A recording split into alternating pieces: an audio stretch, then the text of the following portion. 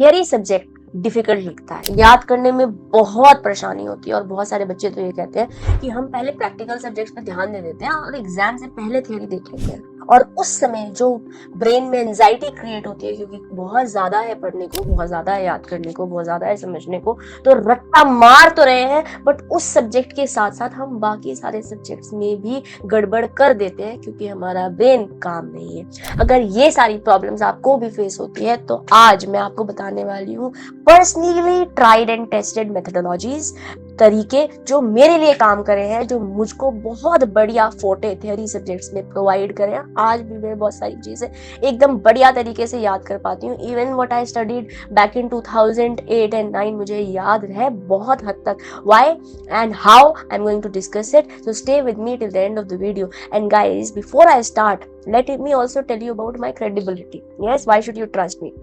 I'm myself a CMA All India rank holder in my CMA Inter All India rank 91. मैंने CMA Inter और final में almost सारे theory subjects में exemption लेकर आई हूँ। CMA फाइनल में स्ट्रैटेजिक मैनेजमेंट में I secured 72 marks. CMA final में BVM जैसे सब्जेक्ट में मेरे 80 प्लस 81 टू बी प्रिसाइज मेरे मार्क्स थे। 70-80 प्लस मार्क्स लेकर आना थियरी में at professional level. Yes, are you able to imagine? I have personally adopted certain things that I'm going to discuss. Okay, और college में भी I have done my graduation from Delhi University, BCom honours किया है मैंने, जहाँ मैंने हर तीनों साल में in all my 3 years of graduation I've topped in almost again all my theory subjects, चाहे वो लॉ हो, इकोनॉमिक्स हो, कंप्यूटर्स हो, बिजनेस, कम्युनिकेशन हो, मार्केटिंग हो, एडवर्टाइजिंग हो, स्ट्रैटेजिक मैनेजमेंट हो। Yes, you are hearing me right. Okay और वो कैसे आए आइए बताती हूँ।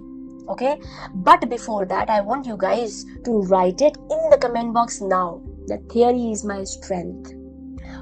Now theory is my strength, and this is not just a sentence, it is going to be your reality, it is going to be your mindset from this point in time.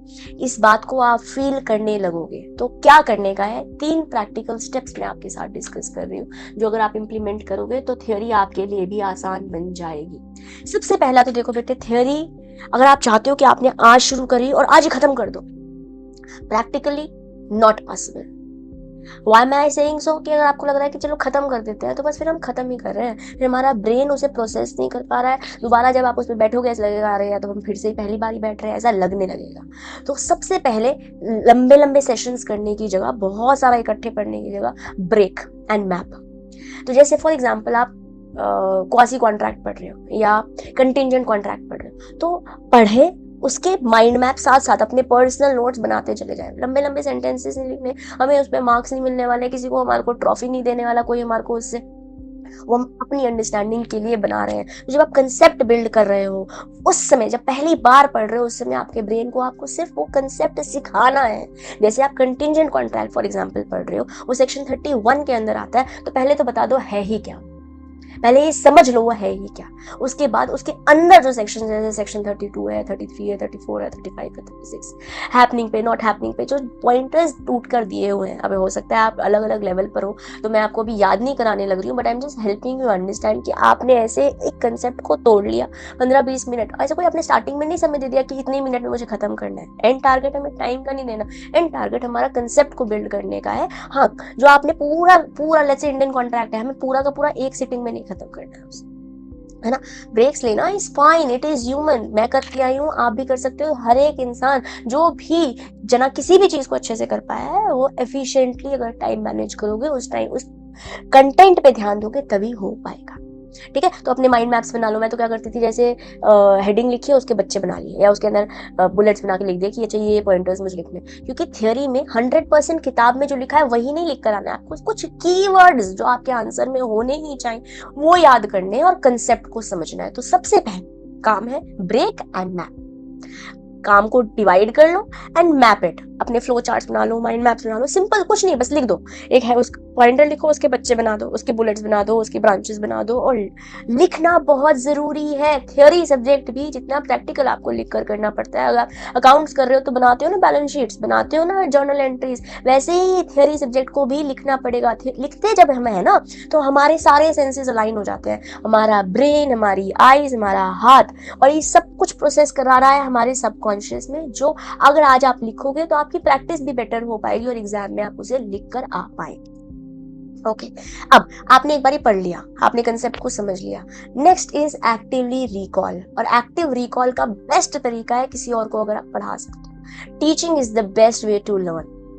अगर आपके पास कोई नहीं है, जैसे मैं अपने बारे में बताती हूँ, when I was in my CMA journey, तो मैं ग्रेजुएशन के साथ कर रही थी और मैं पीजी में रहती थी उस समय, है ना, यूजुअली मेरा पीजी। पहले मैं शेयर्ड रूम में रहती थी किसी और के साथ, तो वैसे भी वो इंग्लिश ऑनर्स कर रही थी तो उसको तो मैं नहीं पढ़ाऊंगी, वो अपना पढ़ाई करेगी, मुझे अपना पढ़ाई। And then I used to live in a single room setup, मतलब मैं किसी और के साथ शेयर नहीं करती, तो उस रूम में मैं अकेली रहती थी। तो किसको, दीवार को तो पढ़ा नहीं सकती, वैसे पढ़ा सकते हैं कोई लोग, दीवार को भी पढ़ा सकते हैं। वन ऑफ माई फ्रेंड, वो अपने आप अपनी दीवार को लाल बना लेती थी अपने दिमाग में। ओके तो खैर ये आप किसी को भी पढ़ा सकते हो। जैसे मैं क्या करती थी, क्योंकि पीजी में बहुत ज्यादा सेटअप घर जैसा तो होता नहीं, टेबल चेयर एटसेट्रा, तो मैं बेड पर ही एक स्टडी टेबल मैंने लिया हुआ था, ऐसे फोल्ड कर देता ना, इसकी टांगें मुड़ जाती हैं, वैसा मैंने टेबल लिया हुआ था। और वो वाइट बोर्ड वाला था, जैसे आपने, अब तो खैर स्मार्ट बोर्ड्स आ गए हैं सब जगह, है ना, स्कूल्स में, या जब आप छोटे थे तो आपने देखे होंगे वाइट बोर्ड मार्कर के साथ, ठीक है। वो वाइट बोर्ड वाला मेरा टेबल था, स्टडी टेबल, उस पर मैं लिखती जाती थी अपने आप को, अपने आप की बच्ची बन जाती थी। मेरे बेटे, ऐसे मैं आपको अभी मेरे बेटे करके पढ़ाती हूँ, है ना, वैसे अपने मेरे बेटे करके अपने आप को पढ़ाती जाती थी। देखो यहाँ पर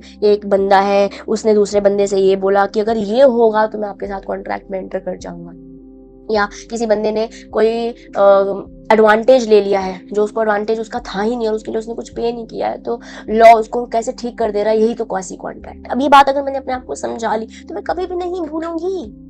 अब जो पढ़ लिया है उसे रिकॉल करना है, मतलब पढ़ाई कर ली, किताब बंद करो या नोट साइड में रखो और अब लिखो क्या आपने समझा है। इससे क्या होगा, जब आप इस तरीके से या तो किसी और को पढ़ा रहे होंगे या अपने आप को पढ़ा रहे होंगे, तो आपका ब्रेन नेक्स्ट टाइम जब पढ़ेगा, हो सकता है पढ़ते हुए याद नहीं लिख रहा हो, नहीं लिख पा रहे हो, बट धीरे धीरे आपका ब्रेन ट्रेन होगा पहली बार पढ़ते हुए कि जैसे ही पढ़ लूंगा उसके बाद मेरा टेस्ट होने वाला है, मैं खुद ही लेने वाली हूँ शायद अपना टेस्ट। बट किसको, अभी हम यहाँ पर कोई किसी और को धोखा नहीं दे रहे, हम अपने आप को धोखा देंगे अगर हम चीटिंग कर लेंगे, अगर हम वहीं से देख के लिख लेंगे। क्योंकि आपका एजेंडा क्या, आप ये वीडियो देख रहे हो तो आप एक सोल्यूशन निकालने आए हो, अपने लिए कोई शॉर्टकट या अपने आप को आंखें बंद करने से, लेट्स से सामने कोई दिक्कत है, कोई परेशानी, और आंखें बंद कर लोगे कि नहीं वो तो है ही नहीं, ऐसे में अपने आप को बहकाने नहीं है, हम रियलिटी को फेस करने हैं और उसका सोल्यूशन निकालने आए हैं। ठीक है, तो लेट्स से आपने हाफ एन आवर पढ़ा, उसको अब आप रिकॉल कीजिए 15-20 मिनट, 10, आधा घंटा पढ़ा है, अब आपको 10 ही मिनट लगेंगे उसके सिर्फ पॉइंटर्स लिखने में। हो सकता है स्टार्टिंग में ज्यादा टाइम लगे, बट धीरे धीरे धीरे धीरे पढ़कर आपको लिखना है, एक्टिवली रिकॉल करना है। जब इस तरीके से पढ़ेंगे तो आपको रट्टा मारने की जरूरत नहीं पड़ेगी, क्योंकि आपने एक बार कंसेप्ट बिल्ड कर लिया, एक बार आपने उसको रिकॉल कर लिया, इधर by explaining it to somebody और you can explain it to yourself also. And the third thing is revision. Okay, I personally believe that जब आप पहली बार पढ़ते हो ना, तो आपका ब्रेन उस समय सिर्फ कंसेप्ट्स को बिल्ड कर रहा होता है, और जब आपने उसी समय, मतलब लेट्स से आपने अभी पढ़ाई करी और उसके थोड़ी ही देर में आपने लिख कर प्रैक्टिस कर ली, रिकॉल कर लिया, तो आपने एक बार तो रिवीजन कर लिया, बट उसको दोबारा विजिट करना पड़ेगा। ऐसा इन दुनिया में कोई भी इंसान नहीं है, कुछ अलग ही जिनको भगवान ने टैलेंट दे रखा होगा वो अलग बात है, बट आप और मेरे जैसे लोग जो नॉर्मल है, जो एफर्ट लगाना पड़ता है जिनको चीजों को रिकॉल करने में, उनको क्या करना है, उन्हें रिवाइज करना है। जैसे एक बार आपने पढ़ लिया, विद इन 24 आवर्स आपने रिकॉल कर लिया, रिवाइज कर लिया, अब आपको एक हफ्ते बाद दोबारा आना है।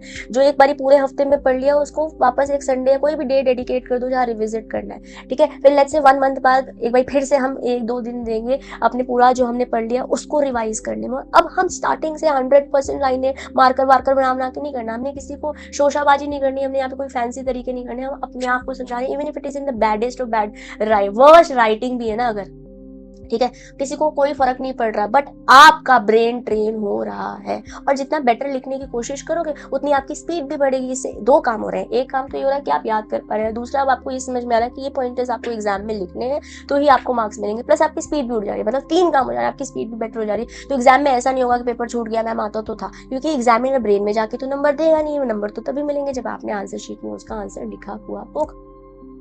ठीक है, एक बार आपने विद इन 24 आवर्स रिवाइज कर लिया, एक बार एक हफ्ते में एक बार कर लिया, एक बार 1 महीने में एक बार कर लिया, ठीक है, और एक बार पूरा सिलेबस खत्म होने के बाद हमने रिवाइज किया, और एग्जाम से पहले तो रिवाइज करेंगे। अब आप समझिए कंसेप्ट को आप बिल्ड कर चुके हो, रिविजिट कर चुके हो, आप रिकॉल कर पा रहे हो इंपॉर्टेंट पॉइंटर्स, और फिर revision revision revision revision at least 3 बार रिविजन कर चुके होंगे आप एग्जाम से पहले। तो मेरे बेटे अब थियरी डिफिकल्ट नहीं है, चाहे कोई भी कंसेप्ट हो उस पर आपको रिविजिट करना ही पड़ता है, थियरी हो प्रैक्टिकल हो, because only when you expose the content again to your vision, your brain will be able to absorb it and produce it on the peoples. ठीक है, तो अब यही फॉलो करना है आपने. कमेंट बॉक्स में अगर अभी तक नहीं लिखा the theory is my strength, now write it, claim it and start doing it. And if you want somebody to be your acknowledgement accountability partner कि मैंने कर लिया है, इस बात पे कोई मेरे साथ बंधा रहे, तो आप मेरे साथ लॉ बाय सीएमए दिशा दुआ टेलीग्राम ग्रुप पे जुड़ सकते हैं. सीएमए सारथी टेलीग्राम चैनल पर, सीएमए सारथी इंस्टाग्राम चैनल पर आप हमारे साथ जुड़ सकते हैं. और आप लिखो, पिक्चर क्लिक करो, वीडियो बनाओ, टैग कर दो ना, हमको टैग कर दो इंस्टाग्राम पे, मैं आपके साथ बनी रहूंगी. कहीं पे लग रहा होगा मुझे मेरी तरफ से कोई एफर्ट आने की जरूरत है, कोई इनपुट देने की आपको जरूरत है, मैं डेफिनेटली दूंगी. अगर आप मेरे साथ इस सीएमए यूट्यूब चैनल पर एज अ फैमिली जुड़े हो तो मेरे बेटे मैं आपके साथ हूँ. हमारा हर एक साथी जो आपके साथ इस चैनल पर है, we are there with you. Just you have to walk the path. Okay और आपको लग रहा है कि आपकी ये वीडियो आपको हेल्प करी, तो खुद के लिए तो इम्प्लीमेंट करना ही है. इस वीडियो को अपने किसी सीएमए बडी के साथ, कोई भी प्रोफेशनल, कोई भी बंदा जो थियरी से स्ट्रगल करे, आप उसके साथ भी शेयर कर सकते हैं. Because these have worked for me, it has worked for thousands of people who have got good marks, who have thrived in this danger theory, danger in their head, क्योंकि theory danger है नहीं. बहुत बढ़िया number आप लेकर आ सकते हो. और मैं एक सेपरेट डेडिकेटेड वीडियो करूंगी कि आपको प्रेजेंटेशन कैसे करनी चाहिए, ताकि आप थियरी समझ तो पा रहे हो, लर्न भी कर पा रहे हो, बट उसे बेटर प्रेजेंट करेंगे तो अच्छे नंबर भी लेकर आ पाएंगे. ठीक है, अब फटाफट से ये वीडियो किसी का शेयर कर दो, लाइक कर दो, चैनल को सब्सक्राइब कर दो, और कमेंट में अगर नहीं लिखा है तो वो भी लिख दो. बाकी मैं आपसे मिलती रहूंगी कंसेप्ट्स के साथ, कंटेंट्स के साथ, and in your journey, and बाद में भी for after your journey of becoming a CMA I am going to be there for you. So stay blessed, keep learning, keep growing. This is your mentor CMA Disha Dua signing off for today. Bye bye.